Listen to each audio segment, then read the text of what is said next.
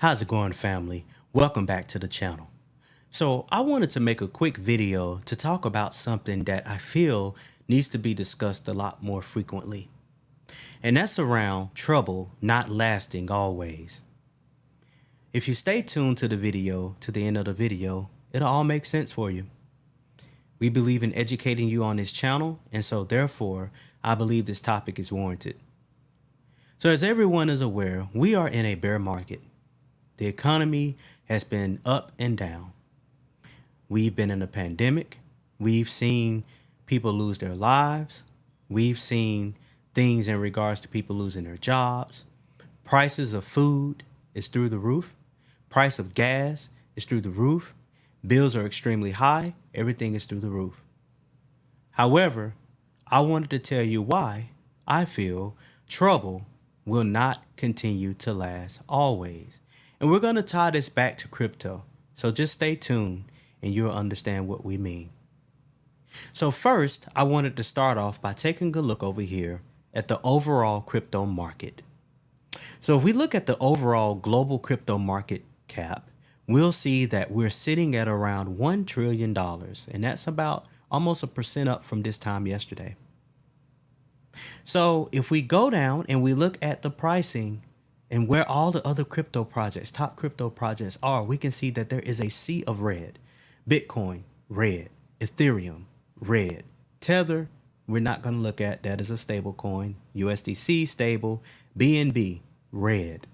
XRP, red. Cardano, red. Solana, red. Dogecoin, red. Polkadot, red. Shiba Inu, red. All of these cryptos are in the red for the most part. Even Saitama is in the red. So, what I wanted us to do to set the tone for this discussion around why trouble does not always last, or should I say trouble doesn't last always, I want you to take a step back with me and let's take a trip back down history, back down memory lane. I want to set the stage with Bitcoin. Let's take a look at CoinMarketCap, and we're going to start around the 2013 mark. And we're going to see where we were and where we've come since then. Bitcoin back in 2013 had a market cap as low as $1 billion. As we continued to march throughout the year, 2015 at the beginning of the year, we sat at around a $5 billion market cap. 2016, around a $6.8 billion market cap. 2017, we were at a $17 billion market cap. 2018, we rose to almost 800 billion. So we were sitting at $758 billion market cap. 2019, $129.7 billion market cap. 2020, $210 billion. 2021, and for 2021, we're going to look at the height. We're not going to look at the beginning because the beginning was around $659 billion, and we rose all the way up to nearly a $3 trillion market cap. And for this year, we've retraced back down, as I mentioned before, to a $1 trillion market cap. So, what does this have to do with what I'm talking about? Trouble doesn't last always. Well, the reason we started off looking at Bitcoin is this. You have to understand Bitcoin is the granddaddy. It is the precipice. It's the original OG crypto. Bitcoin is the founding father, if you will, of the cryptocurrency market. And so Bitcoin essentially controls the market. Both Bitcoin and Ethereum, they control the market. Okay? The dominance of Bitcoin is very high. Now, I wanted to tell you about a story. It's not going to be long, but just stick with me. It's all going to make sense. It's going to add value. Trust me. Bitcoin, back in the day, the scene is occurring in 2010. There is a informal holiday that's going to be established called Pizza Day, Bitcoin Pizza Day. And it involves two individuals and a pizza chain. That pizza chain is called Papa John's. Let's take a look at this article because this tells the story of where I'm going at with this. Bitcoin Pizza Day marks the day that Mr. Lazo made the first recorded purchase of a physical good using Bitcoin. He spent 10,000 Bitcoin to purchase 2 Papa John's pizzas on May 22nd, 2010. Now, let's take a pause for a second. How much was 10,000 Bitcoin worth in 2010? All right, so let's take a look at Investopedia, and we can see a chart here that shows you the historical prices of Bitcoin. So we can see Bitcoin was trading at 9 cents. So let's just roll with 9 cents as the price that this individual may have paid for 10,000 Bitcoin. If we do the math, 9 cents times 10,000 Bitcoin equates to $900 worth of Bitcoin. Now, $900 this individual spent for 10,000 Bitcoin. The height of Bitcoin rose to 69,000. Let's just call it 69,000. It was 68,000 and some change, but let's say 69,000 for the sake of our argument. And let's do some quick back of the napkin math here. So this individual had 10,000 Bitcoin, right? If he had held on to that Bitcoin to the all-time high back in 2021 when Bitcoin went to around $69,000, let me show you how much money he would have had. He would have had $690 million worth of Bitcoin. He must feel some kind of way. He has to feel some kind of way. It gets better. Let's go back to the article. So this guy, Mr. Laszlo, he wanted to buy this pizza. He really wanted some Papa John's pizza, guys. So he went ahead and he posted his offer. He wanted someone to basically exchange him fiat or some kind of currency so that he can purchase the pizza. Now, he posted it on Bitcoin Talk because BitcoinTalk.org was essentially the Uniswap of its time. It essentially was where people were going on there posting offers to kind of swap the coin that they had because they wanted to cash it out for money. Uniswap did not exist. We didn't have traditional swaps like we do today back then. It was the wild, wild west for sure back then. So stick with me. So if we go back over here to the article, now comes another guy by the name of Mr. Jeremy. So you have Mr. Laszlo, who has 10,000 Bitcoin, who probably purchased, let's say for the sake of argument, those 10,000 Bitcoin at 9 cents. So that equated to about $900 he spent for 10,000 Bitcoin.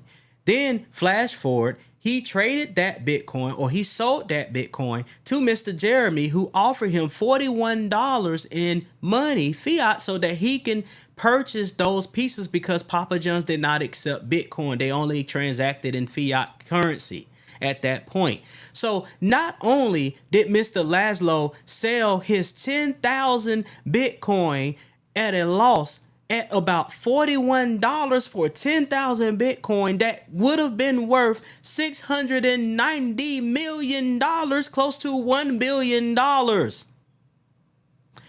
If Mr. Jeremy held on to that Bitcoin that he then purchased for $41, he came out on top anyway. I mean, he made out like a bandit. Even if you don't even consider the pump in price of Bitcoin to $69,000, let's just keep it real, guys. Look, $41, he bought 10,000 Bitcoin from Mr. Laszlo for, that Mr. Laszlo spent $900. So you got $900 minus $41. That is the spread that Mr. Laszlo took a loss on. But in theory, that's the value, or that is the very good value that Mr. Jeremy was able to inherit from his purchase of the Bitcoin. So the moral of this story is this. Mr. Laszlo, obviously it was two things. One of two things. Either he didn't have faith that crypto was going to be adopted. He didn't have faith in Bitcoin. And then the second thing is, he did not believe in cryptocurrency in general. He did not believe that Bitcoin could ever go that high. Who would have? That was like the beginning of crypto way back then, right? But here's the thing. We are still early. If you go out into the marketplace, you do this test for yourself. Go out into the marketplace and go out into your community. Talk to your friends and family. Ask them what they know about crypto. You'll be surprised that the majority of them don't even know about crypto. They may have heard of Bitcoin. They may have heard of Shiba Inu. They may have heard of Saitama. They may have heard of Dogecoin. But can they explain to you what it is? Can they explain to you how it works? Can they even explain to you how to transact with cryptocurrency? Probably not. Henceforth, we are still early. Now, let's go back and look at Saitama's price, because I always want to make this application back to Saitama, and we can make other videos and making applications to Shiba Inu and Doge. Hey, I'm not tied to one crypto project, but I did want to make this video for the Saitama family. Saitama has seen his fair share of up and downs. However, we're down right now, 3.59% on the day, 24% on the week. We're currently sitting at a market cap of around 109.81 million. And that's fine, because guess what? When that market bounces back, since Saitama is an Ethereum-based token, that alone will pop Saitama's price. And now with Saitama having utilities in place, those prices will continue to go up, so long as the developers continue to practice what they preach. They continue to deliver on the project as they promised. Saitama may very well hit $1. I'm not a financial advisor. I'm just telling you the facts. Telling you my humble opinion. So let's make all of this and tie it all together. You have two schools of thought. You have one thought that sits over here on the left. And I'm not trying to make left or right versus right or whatever, but you get the point. So you have one school of thought that says, hey, I'm going to go ahead and invest. I'm going to take my profits. I'm going to take my initial investment out. I'm going to let the rest ride. Okay, cool. Fair enough. Then you have the second school of thought, which are those long-term hodlers, which say, I'm going to invest in a project. I'm not going to touch anything. I'm just going to take my profit when it meets my exit point. Okay, fair enough. I'm not here to condemn either the long-term hodler that chooses not to take any profits or the person that chooses to take out their initial investment and let the rest ride. But I will tell you this, if history has a way of repeating itself, those folks that are long-term holders are usually the ones that make more money in the end. It's called delayed gratifications, my friend. Delayed gratifications. Now, put yourself in the situation of Mr. Laszlo and Mr. Jeremy. But let's focus on Mr. Laszlo. In the story that I just gave you about the Bitcoin pizza day with Papa John's and how Mr. Laszlo had the 10,000 Bitcoin that he purchased, let's say 9 cents, which means he spent $900 for 10,000 Bitcoin, which at the height of the Bitcoin or the bull market that happened in 2021 would have been worth almost $700 million. Put yourself in this situation. He got to feel some kind of way right now. He must be kicking himself even still today. Even still today, he's kicking himself. I assure you that. Do you want that to be you? Have faith. You invest in crypto projects for a reason, and it's to make money. Whatever your exit strategy is, stick to it. There's a saying that says, plan your trade and trade your plan. That essentially means you plan your exit strategy before you invest in a crypto project. Know where you want to be. And then contrary to that, the flip side of that argument is trading your plan, which means that once you hit your number that you have in your mind, your exit strategy, take your profits. There's nothing wrong with that. Just do so responsibly. I want to leave you guys with this. Let's picture yourself on a plane. It's raining. You're in the city. Let's say you're in the city of New York. And it's raining. You see nothing but clouds everywhere, storms, lightning.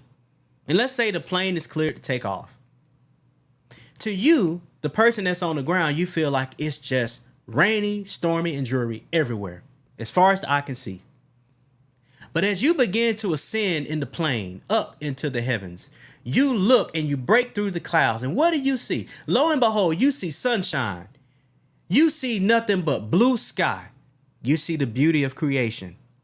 And then you think to yourself to look down out of the window of the plane because you have a window seat. So you look down and you see nothing but clouds. But you notice that the cloud deck was only over a specific area of the city, not even the entire city of New York. It was just in one little bubble. So you have hindsight vision to see where you've come from, and you're now at the top, and you see that trouble did not last always. My friends, keep the faith. Whether it be Saitama that you're invested in, whether it be Shiba Inu, whether it be Doge, whether it be Bitcoin, Ethereum, whatever you are invested in, you invested in it for a purpose. I hope you did. Because if you invested it because somebody told you to, then you got in it for the wrong reason anyway. And what's going to happen is when the price drops or when you have a dip, you're going to sell at a loss. And then you're going to say Bitcoin is a scam. I'm going to let that marinate for a second. Don't let that be you. Please don't let it be you. Guys, I just wanted to tell you, continue to invest with a purpose so that you can create generational wealth for you and your family. If you like what you heard and what you've seen, we put videos like this all the time out on YouTube. Please subscribe to our channel if you like this content, because we got more coming. We keep it real on this channel. We educate. We don't just read. We don't just regurgitate. We educate you, and we make application to real world projects on why crypto is the future. Folks, I'm telling you, crypto is the future. It is going to be widely adopted. That's the reason our federal government is trying its best to legislate and put legislation into place to regulate crypto. And in my opinion, that's a good thing. Because if you regulate crypto, guess what? You weed out a lot of these scam projects, and then you allow the institutional investors to feel comfortable to bring in their money, their big money, because institutional money is far greater than retail investors. Retail investors are you and I, the little guys. Retail investors do not move the market as much as institutional investors. We move the market, but institutional investors have a lot of money to invest. So just remember the story that I told you about the Bitcoin and the Bitcoin pizza day. Don't let that be you. Okay? Don't let it be you. Please don't. Thank you for tuning in to the crypto stream, guys. We'll talk to you again real soon.